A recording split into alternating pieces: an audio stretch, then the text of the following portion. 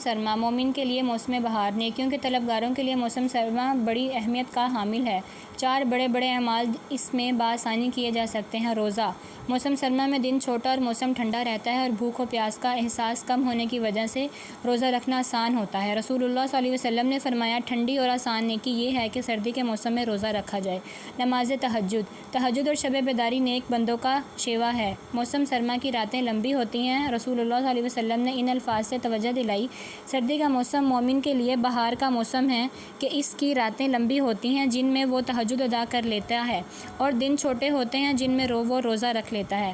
وضو کرنا بڑے ثواب کا کام ہے، بالخصوص موسم سرما میں وضو کے ذریعے گناہوں کا صفایا ہو جاتا ہے۔ رسول اللہ صلی اللہ علیہ وسلم نے ارشاد فرمایا، جس کا مفہوم یہ ہے کہ سردی کی مشقت اور ناگواری کے باوجود کامل وضو کرنا گناہوں کو معاف اور درجات بلند کر دیتا ہے۔ صدقہ و خیرات سخت حاجت اور ضرورت کے وقت صدقہ و خیرات کی اہمیت بڑھ جاتی ہے۔ موسم سرما میں غریبوں کو گرم لباس، لحاف اور خوراک وغیرہ کی ضرورت ہوتی ہے۔